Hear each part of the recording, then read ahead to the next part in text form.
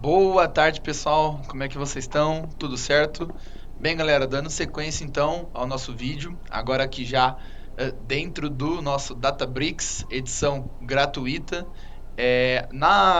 No vídeo passado, que vai estar disponível aqui no card para vocês, a gente falou inicialmente de como é que seria essa migração. Estudamos um pouco a arquitetura e chegamos na conclusão que a nossa camada analítica seria o Databricks. Diferente de outros vídeos aqui no canal, a gente não vai provisionar o Databricks. Dessa vez a gente vai utilizar o Databricks Free Edition, lançado recentemente pela empresa Databricks, óbvio, e a gente vai estar utilizando ele agora. Por alguns motivos, galera. Vamos abstrair alguns layers aqui, tá? Vamos tentar eliminar alguns trade-offs que a gente poderia ter se a gente fosse provisionar aqui do zero e vamos utilizar esse recurso recente lançado e um recurso gratuito, tá? Um recurso que todos podem ter acesso. Lembrando, a API ela também é gratuita. Tudo é gratuito, então é um projeto que se torna cada vez mais acessível para todo mundo fazer. Você não precisa colocar o seu cartão de crédito, disponibilizar aí que seja R$ 50 ali no mês para conseguir fazer esse projeto e colocar no seu portfólio. Você não vai gastar nada com isso. Beleza? Então esse é um dos motivos. O outro motivo é o nosso público por si só é um público que, com base nas estatísticas ali do canal, um público que gosta de vídeos mais assertivos. Então, um vídeo provisionando ia ser um vídeo mais demorado, que exige alguns pré-requisitos, e a gente vai evoluindo aos poucos até a gente conseguir de fato ter uma maturidade nesse projeto para conseguir cumprir os requisitos e ter um vídeo um pouco mais longo para a gente fazer essa infraestrutura. Beleza, guys? Como é que a gente chega nessa tela? Coloca no Google Databricks Free Edition, primeiro link. Você pode usar uma conta Google ou uma conta Microsoft. Ele vai te disponibilizar um recurso computacional aqui, um cluster serviceless. Então você basicamente não provisiona, não vai criar o seu cluster. O recurso computacional vai ser fornecido pela própria Databricks, o que é bem interessante porque a gente não vai ter que se preocupar nesse sentido em analisar a nossa aplicação, entender qual é o size do cluster que a gente ia precisar, se é um cluster médio, se é um cluster um pouco mais parrudo, se é um cluster ali otimizado para memória, otimizado para salvamento. A gente não vai precisar nesse momento. Então, isso também já elimina bastante trade-off para a gente, tá? Então, é um cluster que já vai vir para você aqui dentro dessa workspace. Você pode estar renomeando o nome padrão aqui da workspace. Oi, manhã. Bem, galera, foi mal, eu tive que fazer uma pausa aqui. Home office, é assim mesmo, né? Tá em casa, acontece coisas variáveis, né? Mas, bom, vamos embora. Voltando então, para a gente finalizar, é um serviceless, então a gente não tem que se preocupar e já vai vir para a gente automático. Nessa tela aqui, você pode mudar o nome da sua workspace. Por padrão, ele já vem workspace. Eu coloquei uma taxonomia de boas práticas, né? Então, DBV, o East-West, plataforma funcional. Geralmente, quando a gente está provisionando o Databricks, a gente vai, cada workspace, você vai ter que escolher uma região. Você tem um MetaStorage por região. E normalmente, as workspaces, você coloca também vinculada ao domínio. Então, por exemplo, pensa na infraestrutura de Azure da sua empresa. Vamos supor que ela tenha lá um manager group para ela fazer ali a organização da subscription, né, da subscrição, da assinatura dela, e ela separa, ela faz essa organização com Manager Group por domínio ou por centro de custo. Por boa prática, você coloca o domínio ou centro de custo aqui na sua workspace. E ainda poderia complementar aqui com o ambiente, uma workspace de dev, homolog e uma workspace de produção. Esse que é o ideal. Então, para um centro de custo, eu tenho os 3 ambientes. Eu tenho 3 Databricks provisionados em uma subscrição, ou melhor dizendo, eu tenho 3 Databricks provisionados, um em cada subscrição. Cada subscrição é um centro de custo. Então, vamos supor, centro de custo, plataforma funcional. eu coloco lá 3 subscrições, uma para cada ambiente e provisiono meu Databricks um dentro de cada subscrição, porque daí você tem uma workspace de dev, uma de OMO e uma de prod. E aí você aplica as regras de RBAC, Role Basic Access Control, em cima, né, de cada ambiente. Então você consegue fazer uma segregação a nível de ambiente e aí você consegue controlar os custos, né, de cada ambiente separadamente, porque para cada ambiente você tem uma subscrição diferente, tá? Então, eu fiz essa taxonomia pensando em todo esse contexto por trás. Vamos direto para o assunto. Aonde que a gente vai? Jobs e pipelines. Tem 3 tipos aqui. Tem o job, onde você vai fazer um notebook Python ali, um notebook normal, lembrando que o Databricks, os notebooks aceitam Java, Scala, Python, SQL, então você pode fazer aqui os seus notebooks. Você pode fazer essa ingestão pipeline aqui, é bem interessante, porque você pode se conectar a algumas fontes de dados aqui, que você já tem alguns conectores pré-disponibilizados aqui, e você pode simplesmente se conectar por meio desses conectores a uma fonte de dados e trazer para cá, trazer para o gerenciamento do Unit Catalog, que é muito interessante. Isso aqui é um layer, uma feature muito interessante, que eu não vou me alongar nela, senão o vídeo ficaria muito grande, mas é uma feature extremamente interessante. A gente tá falando aqui de um catálogo de dados, coisa que antigamente você precisaria de softwares externos para você catalogar os seus dados, ter uma governança em cima, ter regras de acesso. Aqui não, isso já está dentro do Databricks, isso já está dentro dessa plataforma de dados. Então, uma ferramenta extremamente complexa nesse sentido. Aliás, perdão, complexa não, é uma ferramenta extremamente completa nesse sentido, né? Então, ela já traz para a gente esse catálogo com toda a governança, com todo o gerenciamento, com todas as regras de acesso. E, cara, é sensacional. Por padrão vai vir o seu catálogo aqui em default, eu mudei para a plataforma funcional que é o meu domínio, e eu vou clicar aqui no meu esquema, catálogo, esquema, tabela. Eu vou renomear esse carinha aqui para AFN, Ambiente Analítico Financeiro. Rodrigo, o que você está fazendo? Eu estou criando, eu estou apenas organizando. Por quê? Normalmente, nos ambientes produtivos, você tem o Databricks, ele separado por catálogos, obviamente, só que você tem também o esquema por domínio. Então, aqui nesse meu cenário, eu estou trabalhando em cima do domínio financeiro, pensando que eu tenho uma empresa. A minha empresa tem vários departamentos. Esse meu projeto que a gente está fazendo junto aqui, essa migração, é um projeto destinado para o departamento financeiro. Então eu crio um domínio para o departamento financeiro. Por quê? Para toda a minha equipe salvar e maturar os dados em cima desse domínio, para os produtos de dados surgirem nesse domínio, para ficar organizado.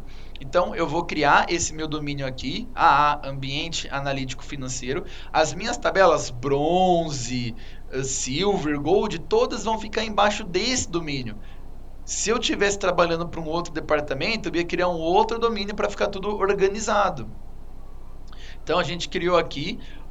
No nosso pipeline, a gente vai colocar todas essas informações. Ó, o meu catálogo é esse, o meu esquema é esse. Eu preciso que você salve o dado nesse catálogo e nesse esquema. A gente vai passar todo esse caminho para ele, para o nosso pipeline, para o nosso código entender que ele tem que salvar aqui dentro, que ele tem que salvar nesse caminho do meu catálogo de dados, nesse caminho no meu Unit Catalog.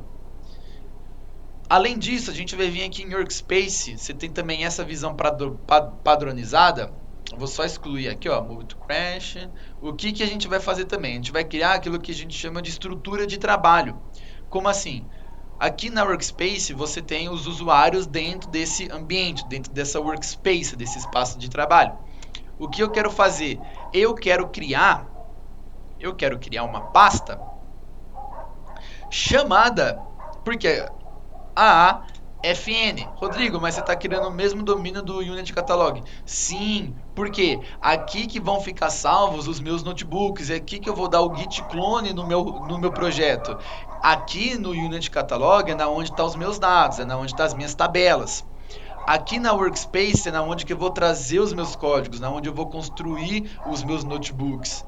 ok? E por que que eu criei esse domínio? Porque todo mundo que está trabalhando para esse departamento vai criar os seus notebooks, os seus repositórios aqui dentro.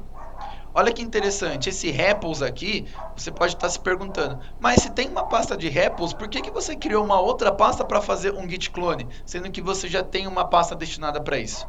Pergunta interessante. Antes a gente não podia fazer o git clone em qualquer lugar. É uma feature nova também do Databricks. Inclusive ele já dá para a gente essa mensagem, que agora eu posso fazer o git clone em outro lugar para fins de organização. Então o próprio Databricks lançou essa feature pensando em uma organização melhor. Então eu crio essa minha pasta aqui, eu crio esse meu diretório no meu cenário que a gente está trabalhando aqui, pensando nesse departamento, pensando nesse domínio aqui, que é o ambiente analítico financeiro, que é o departamento financeiro da minha empresa fictícia, aonde que eu vou salvar os meus códigos, vou começar a trabalhar. Toda a equipe de engenharia que estivesse trabalhando para esse departamento poderia criar suas pastas aqui, fazer seus git clones e trabalhar em cima desse repositório para fins de organização. Então eu poderia criar mais uma pasta aqui, ó, engenharia, por exemplo. E aí você poderia ir criando essa estrutura aqui. Ah, vou criar uma pasta aqui do time de ingestão. Então você pode ir criando esses diretórios aqui dentro desse meu domínio. Então dentro desse meu domínio você pode ter vários diretórios, uma para o time de engenharia, uma para o time de ingestão, uma para o time de negócios.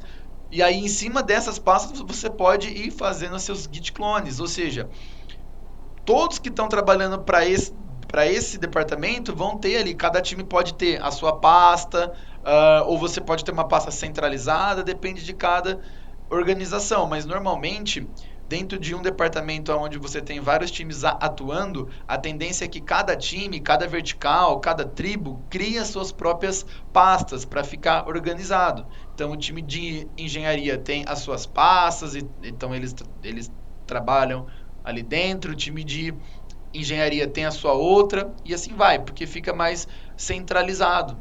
Por exemplo, aqui, estou no meu time de engenharia, eu vou fazer um git clone, eu vou pegar, entrei naquele meu repositório que todos conhecem, que a gente vem trabalhando ao longo do tempo nesse repositório, né?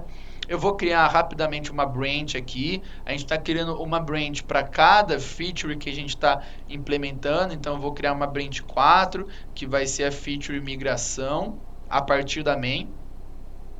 Criei essa minha branch, esse meu espaço de trabalho aqui no GitHub. Vou mudar para ela.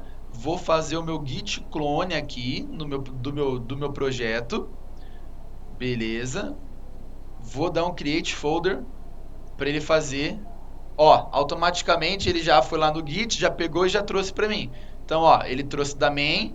Eu vou trocar a minha branch justamente porque eu vou mexer nesse código, a gente vai fazer toda uma migração, então eu quero trocar a minha branch porque essa migração, esse código novo a gente vai salvar nessa branch aqui para depois a gente fazer o merge para main, seguindo as boas práticas.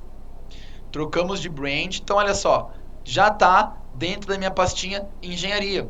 Então olha que interessante, cada pasta, cada diretório poderia ter o seu próprio time fazendo esse git clone, cada um com o seu repositório. Obviamente que a gente poderia também evoluir isso para uma esteira CI/CD. Por exemplo, eu estou em uma workspace de desenvolvimento, fiz o meu trabalho aqui, dei um git push, coloquei na minha branch. Quando que eu faço o merge, em vez de eu entrar na workspace de produção e ter todo o acesso administrativo, a gente vai rodar um git action, para o git action fazer a criação desse pipeline via service principal no ambiente de produção, e não você acessar o ambiente produtivo com ali as permissões gerenciamento. Então a gente poderia até mesmo evoluir para isso, tá? A gente poderia já pensar em uma esteira CI/CD, de que tira de dev, passa para OMO, para prod, beleza? Com base nessa feature aqui de dar um git clone, ok? Então olha como é que fica bem interessante, gente, essa organização de diretórios, né? Essa feature que o Databricks trouxe de você fazer um git clone não só em um lugar fixo, mas em vários. Beleza, nosso projeto está aqui. O que a gente vai fazer agora? A extração.py, gente, a gente observou que tem uns que não são muito legais, né? Em conversa ali com o time que vai fazer o painel, foi identificado ali que algumas coisas aqui que estavam abastecendo o nosso lake não estavam sendo utilizadas. Então a gente estava trazendo aqui uma complexidade acidental, a gente estava trazendo coisas que não eram necessárias. Então a gente vai dar uma enxugada aqui, a gente não vai extrair de todas essas fontes, a gente vai extrair apenas do Bacen e apenas da B3. E inicialmente a gente estava extraindo apenas alguns tickers, algumas ações específicas. A gente não estava pegando tudo. A gente vai aumentar a quantidade de ações que a gente vai trazer para a gente salvar isso no catálogo de dados ali, fazendo a maturação que a gente já estava fazendo de bronze, silver e gold e disponibilizar isso para o time fazer a parte, a camada ali de DataVis. Então, como que a gente vai fazer isso, Rodrigo? Uma vez que você tem seu git clone aqui, a gente vai pegar tudo isso e vai fazer um DLT, Delta Life Tables, ou o nome mudou agora, Pipeline Declarativo. Job e Pipeline. A gente vai clicar aqui, ó, ETL Pipeline. Vamos colocar aqui um nome, né? Um nome para esse nosso pipeline. Vamos pesquisar aqui, a gente tem que sempre pensar que a gente tem que colocar na taxonomia padrão. Então, o que eu quero pesquisar aqui no Google? Eu quero pesquisar qual a taxonomia padrão para pipelines em DLT. Por quê, gente? A taxonomia é uma parte muito importante, a gente não pode ignorar isso, é como o nome de uma variável. Então, a gente vai colocar isso em uma taxonomia padronizada aqui, tá? Como que eu não lembro de cor? Cara, dá um Google, não tem problema, a gente vai na documentação, a gente vai achar a taxonomia e vai pôr no padrão. Enquanto que eu vou dar uma pesquisada aqui, eu já vou dar uma ajustada. Lembra que o Databricks ele é dividido em catálogo, esquema e as tabelas. Então eu vou apontar para o meu catálogo correto, vou apontar para o meu esquema aqui, pronto. Agora ele já enxerga todas as tabelas desse meu esquema, já enxerga meu esquema e consegue salvar as coisas nesse meu esquema. Vamos lá. Temos aqui, pesquisei aqui, o padrão é DLT, domínio, fonte, objetivo e a nossa env. Então, DLT, vou pôr AAFN, ambiente analítico financeiro. A fonte vai ser, cara, como são várias fontes, eu vou destacar a API de modo geral, colocando algo genérico aqui. Vou colocar uma captura, aliás, captura ou ingestão? Ingestão dos dados, ingestão, vou colocar abreviado, ingestão de dados. Ingestão de dados. A gente pode melhorar isso, eu acho que dá para melhorar ainda, mas ok, eu acho que por enquanto tá, de certa forma tá ok. Ingestão, Delta Life Tables, ambiente analítico financeiro, API, ingestão de dados, PRD, por só ingestão de dados. A gente vai melhorar isso depois. Vamos pegar um código de Python. E aí, galera, aí que a diversão fica legal. Obviamente que para o vídeo não ficar um vídeo de 1 hora, 2 horas, eu já fiz essa migração anteriormente, mas a gente vai passar ponto a ponto dela para entender o código. Obviamente, a gente não vai só colar aqui, mas já explicando para vocês. O que é a Delta Life Table?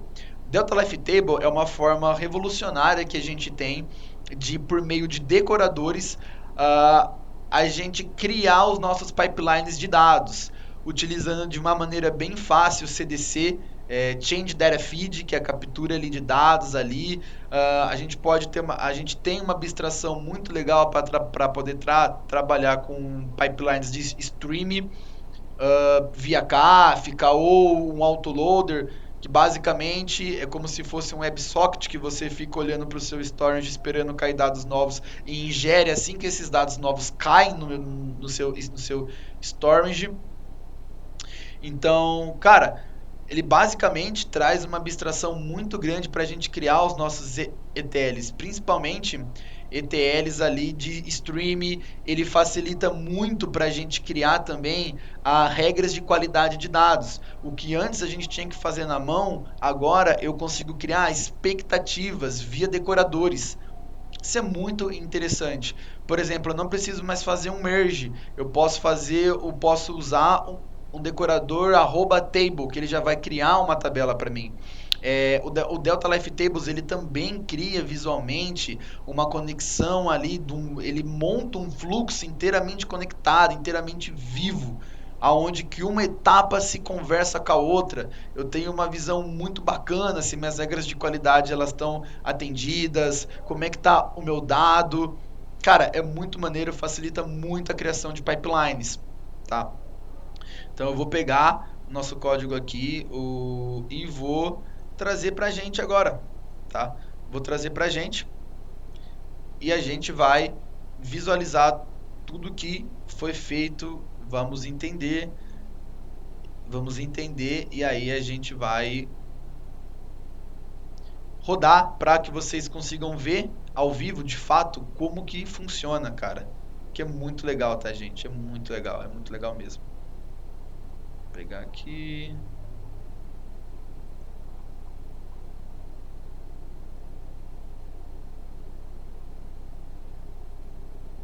Vamos lá. Eu vou trabalhar separado. Eu poderia fazer um único notebook com tudo dentro, mas a gente vai trabalhar aqui com, com os arquivos em uma estrutura separada, em uma estrutura bonita. Vou tirar todos os crashes aqui. Esses úteis a gente vai utilizar com certeza. Vamos pegar aqui a nossa bronze.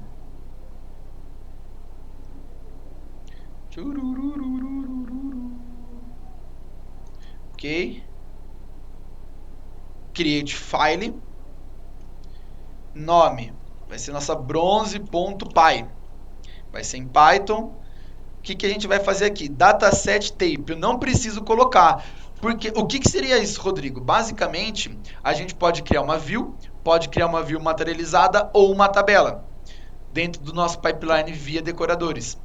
Você apontaria para lá o que você iria criar. Aqui, a gente vai criar por decorador. Então vamos dar uma olhada no código que vai pegar aqui da bronze. A gente começa aqui fazendo por padrão a importação das nossas bibliotecas, a importação de funções utilitárias, ou seja, que a gente vai usar ao longo de vários processos, não somente na nossa bronze. E aqui a gente começa o nosso DLT. Tá vendo? Agora é tudo por decorador. E eu tenho alguns parâmetros que eu preencho nesse meu decorador. Ah, Rodrigo, mas eu não estou vendo o create table, eu não estou vendo o merge.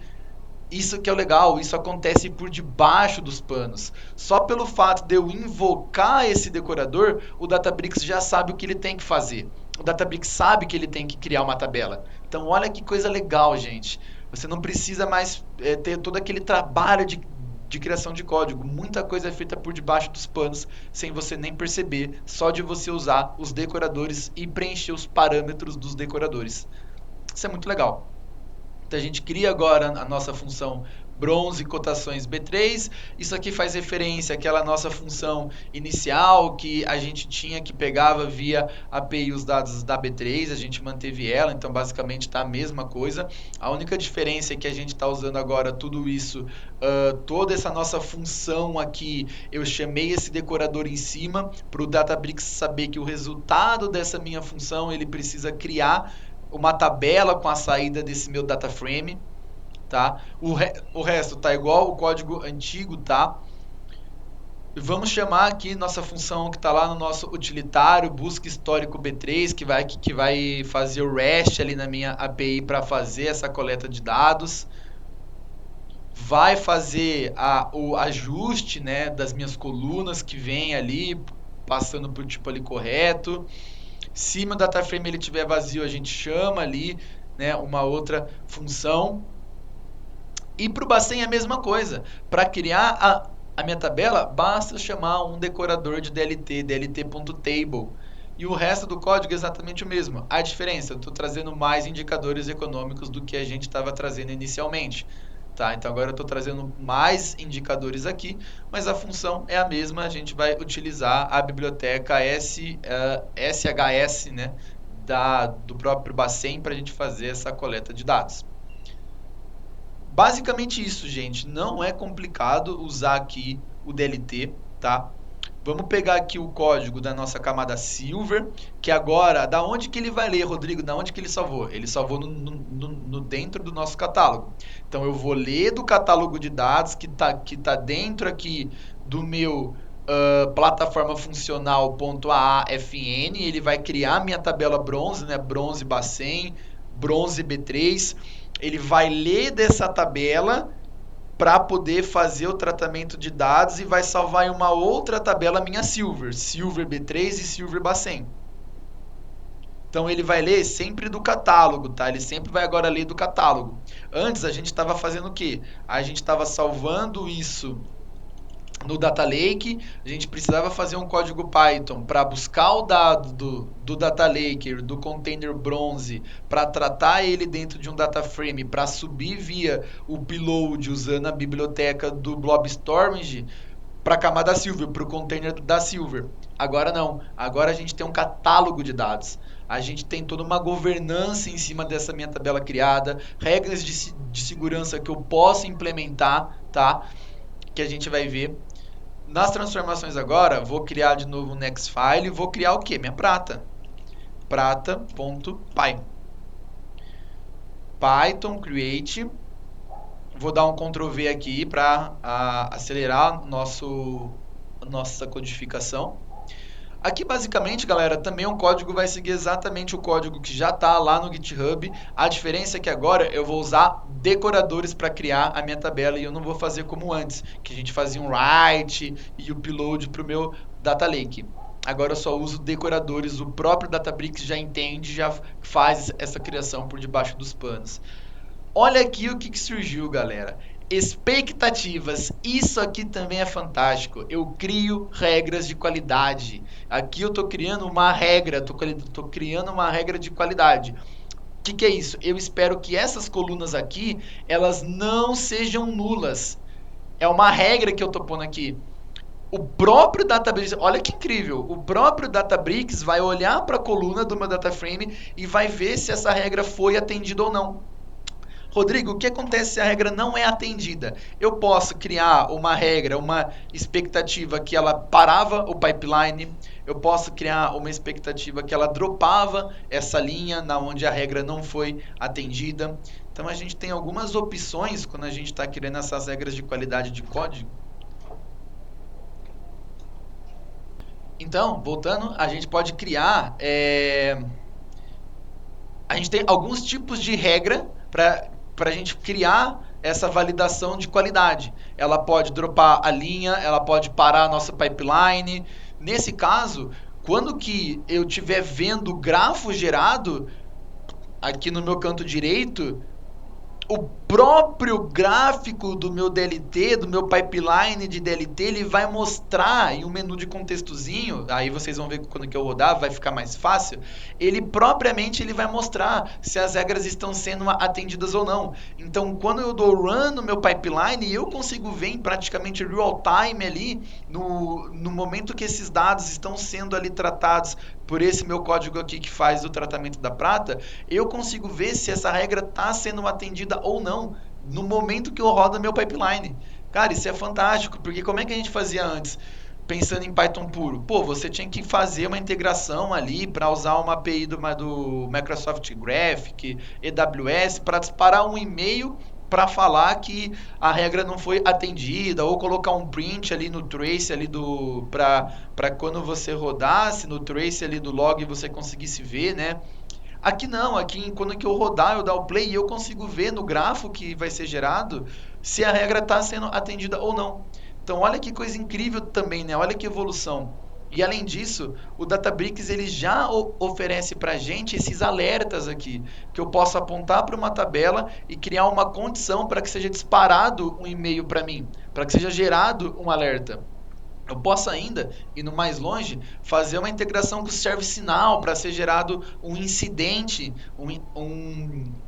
de qualidade de dados, por exemplo. Então, cara, você pode fazer um monte de coisa, é uma plataforma extremamente completa nesse sentido, e o DLT ele traz muitas abstrações para a gente. Então, isso que é o interessante, galera. Então, beleza, aqui a gente está chamando novamente algumas funções que vão estar lá no meu utilitário e a gente está fazendo essa maturação aqui dos meus dados, tanto da B3 quanto do Bacen, ok? Agora vamos para a nossa Gold, galera. Vamos para a nossa Gold.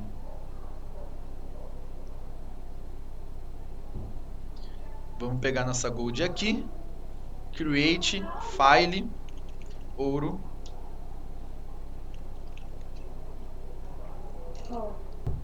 Vamos de ouro agora. Create file, ouro.py. Tá criando. Ok. Joguei aqui. Galera, mesma coisa, mesmo princípio, mesmas abstrações, tá? Então, aqui a gente coloca o nome da tabela, posso fazer um comentário sobre ela, tá? Isso aparece no catálogo de dados quando que eu seleciono a minha tabela. Eu vou mostrar daqui a pouco ali para vocês a visão que a gente tem quando que a gente seleciona uma tabela dentro do catálogo. A gente não pode só ver uma amostra dos dados, mas eu posso ver também regras a nível de usuário, a nível de grupo. Eu posso ver o lineage dessa tabela. Isso é foda. Eu posso ver na onde que essa tabela é usada, da onde que ela vem, a construção por coluna. Eu posso ver uma parte de insights ali para ver quem está usando a minha tabela, quais são as queries mais feitas. A gente já vai dar uma olhada lá.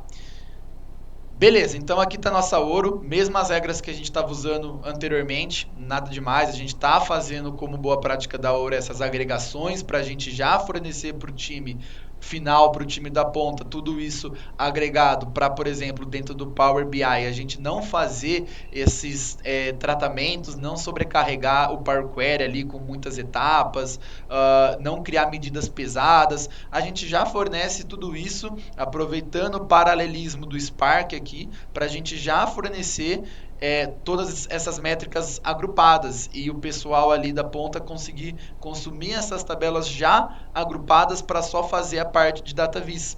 Isso vai facilitar muito para eles, isso traz um benefício fantástico em questão de performance de relatório, né?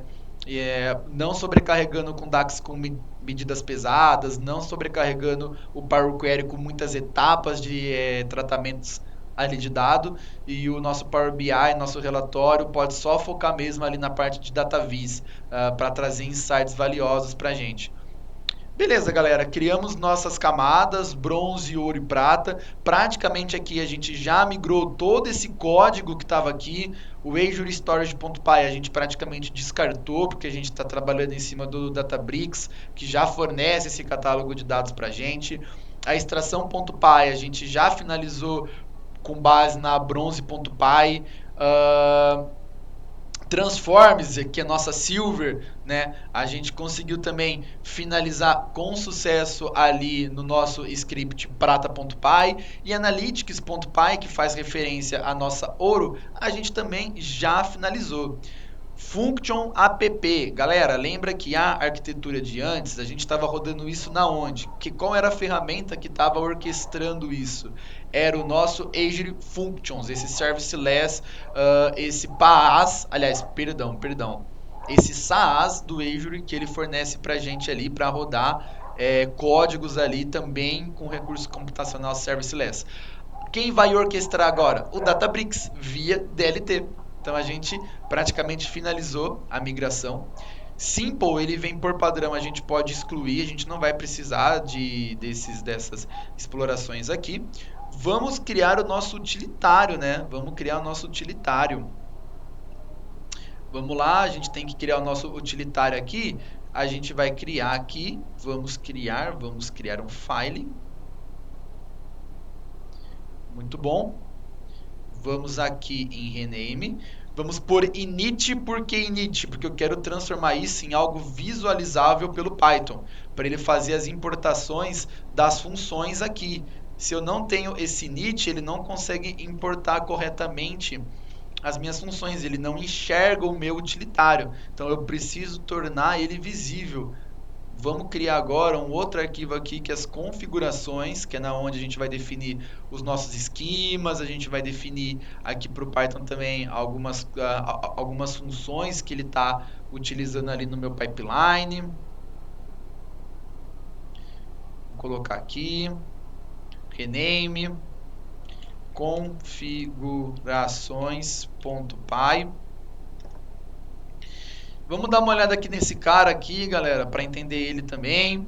Ó, tô apontando o meu catálogo, tô apontando o meu esquema, tô pegando a minha seção do Spark, tá? Aqui ele vai justamente tentar obter a seção ativa. A seção ela é ativa por padrão quando você dispara o seu job. E aqui começa, né, a fazer ali, a usar algumas funções aqui privadas que a gente está chamando ali no nosso pipeline. Ele vai pegar tudo daqui praticamente, tá? Então ele vai pegar tudo daqui bonitinho pra gente. Tá vendo? Ele pega tudo daqui bonitinho. Tudo vem daqui. Ó, perceba, olha que interessante. Prata.py. Ele vai ler essa tabela prata. Da onde que ele pega essa minha tabela prata? Daqui. Aqui que ele vai montar. É aqui que ele vai informar para o código, ó, a tabela prata. Você tem que percorrer esse caminho aqui. Você tem que ir nesse catálogo, nesse esquema, lá você acha a sua tabela. Então, vai estar lá certinho. Vamos só dar uma olhada aqui, beleza? A gente já matou esse layer. Vamos só dar uma olhada aqui, ó, porque olha só que interessante. ING, TGT, DDM. Eu preciso criar essa separação aqui também. Então, é um esquema para cada camada do meu dado. Então, um para ingestão. Create schema. AA, FN, TGT. Aquele externo é porque você pode também criar um esquema que não é gerenciado pelo Databricks, é um esquema externo. O que isso muda? Se você apagar o dado aqui do seu Databricks, ele não vai apagar na fonte, ele só apaga aqui dentro do Databricks, porque a gente fala que são tabelas não gerenciadas, né? DDM, que é nossa ouro. Beleza, agora a gente tem de fato, né, um esquema para cada camada do dado, ING, TGT que é nossa silver, né, que é o target, que é o alvo, e DDM que é a parte ali analítica, os dados agregados. Vamos voltar para o nosso pipeline aqui. Vou botar aqui, ok. Temos as nossas configurações, que mais que a gente precisa? Mais um arquivo utilitário aqui, que nosso código ele vai estar utilizando. Rodrigo, por que você criou tanto arquivo utilitário? Porque eu tenho o prata, ouro e bronze. Se eles utilizam a mesma função, não faz sentido eu ficar repetindo o código em cada arquivo. Faz sentido eu centralizar essa minha função em um utilitário e simplesmente pegar o bronze, o ouro e o prata e apontar para o utilitário, porque facilita a minha manutenção. Se eu precisar mudar em algum momento a forma de captura, eu não vou mudar em cada um, eu mudo somente no utilitário. Como todo mundo usa o utilitário, eu só mudo aqui, que já vai replicar para todo mundo já vai estar pegando a versão mais nova. Por isso que eu criei vários utilitários, com essa finalidade de, se eu precisar mudar, eu só concentro a modificação em um único lugar. Vou colocar aqui fonte de dados.py, que aqui de fato está na onde que eu estou buscando meus dados. Aqui está a função que faz um hash na minha API, aqui está a minha função que busca também ali com base na lib os dados do Bacen, tá? Por isso que eu falei, se precisar mudar, eu mudo aqui. Vamos ver o que mais que a gente tem que adicionar. A gente já adicionou as configurações para mapear o caminho da tabela para mim fazer a leitura ali certinho. A gente já criou o nosso init, esse método que vai permitir com que o Python consiga obter as informações de um outro diretório. A gente já criou nossa camada prata, já criou nossa camada ouro, já criou nossa camada bronze. mas eu não criei um init aqui nesse cara. Como que o Python vai também enxergar esse diretório? Não vai. Então eu preciso criar um init aqui também para o Python conseguir enxergar, para esses diretórios ficarem acessíveis, né?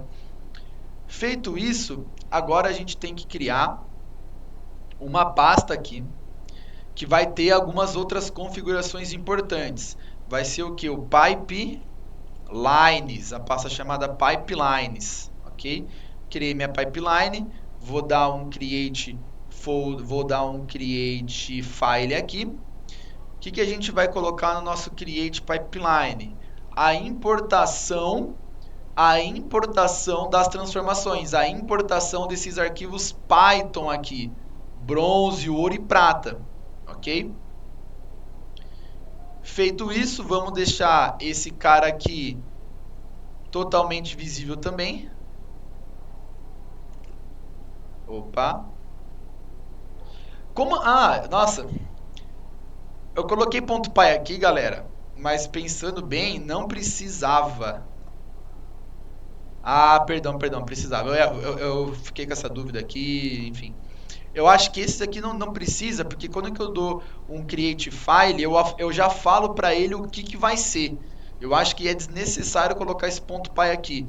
Mas ok, eu vou, via das dúvidas, eu vou deixar. Eu acho que não vai impactar.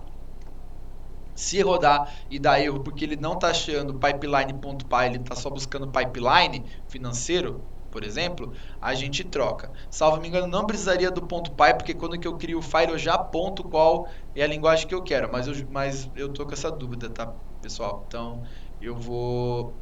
A hora que a gente rodar, a gente confirma. Qualquer coisa, não tem importância, a gente troca aqui, a gente soluciona esse problema, não tem a menor importância.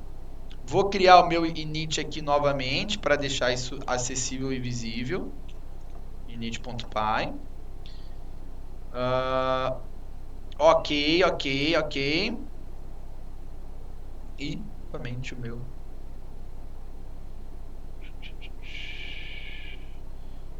Ok, create file. Opa, 2. Deixar tudo visível. init.py.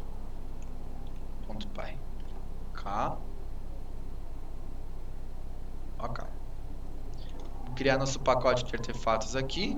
Vou pôr um comentário só para afirmar que está sendo criado um pacote.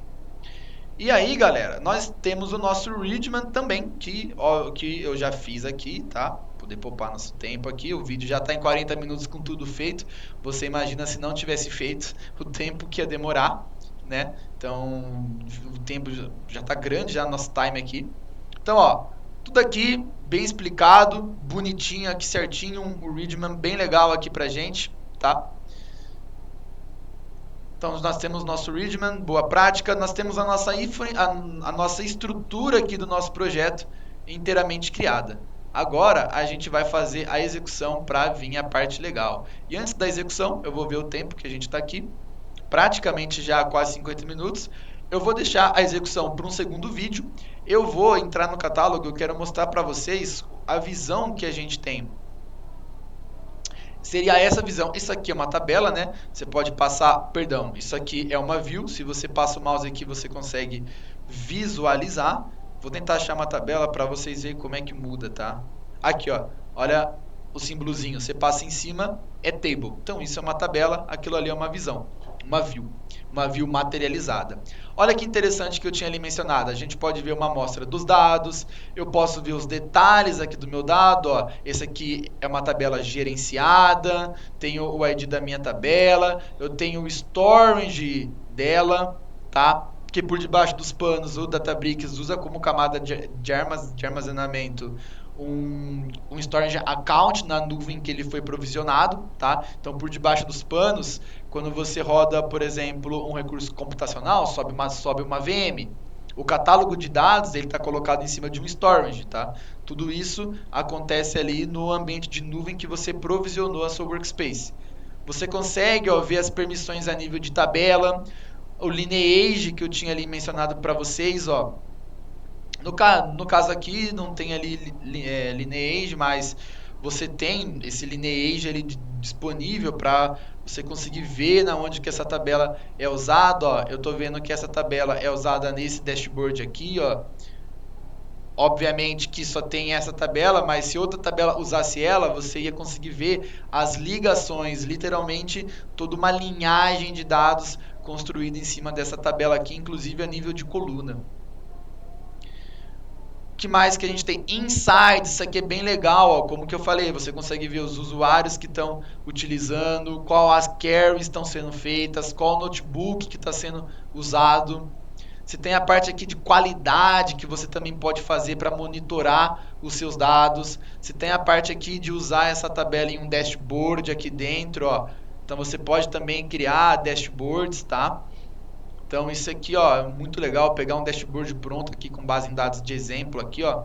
Então, olha o tanto de recurso que o Databricks oferece para a gente, tá? Então, é uma plataforma muito bem completa. Queria mostrar isso aqui para vocês, aquela parte ali das tabelas. Nossas tabelas vão ser criadas dentro desse catálogo, com todas essas funcionalidades, beleza? Que ia aparecer, eu não quero esticar muito o vídeo, galera, mas ia aparecer bonitinho os dados pra gente aqui. Ah, já apareceu. Obviamente que a gente não tem quase todas as funcionalidades que um Power BI traz pra gente, mas ainda assim não deixa de ser incrível, né? Você ter um dashboard dentro da própria ferramenta, tá? Isso é bem interessante, galera. Isso é bem interessante. Enfim, é isso, galera. Quis trazer um pouco de apresentação aqui da plataforma, fazer essa migração junto aqui com vocês. É, e é isso, galera. Vou estar encerrando o nosso vídeo aqui, tá? Fico muito feliz que quem viu até aqui, até esse momento, meu muito obrigado. Não esqueça de curtir e compartilhar. Obviamente que o vídeo foi rápido, então eu não consegui falar tudo da ferramenta, mas quem puder, galera, dá uma olhada no Databricks com mais detalhes. Garanto que vocês vão se surpreender. É uma ferramenta fantástica, tá? Uma ferramenta fantástica.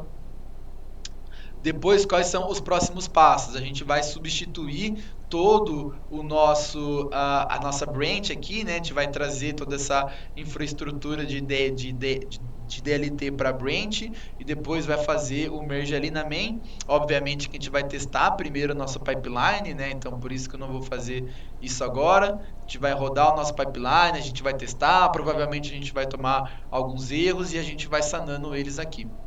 Beleza, galera? Meu muito obrigado. Não esqueça de curtir e compartilhar. Até o próximo vídeo para a gente testar junto.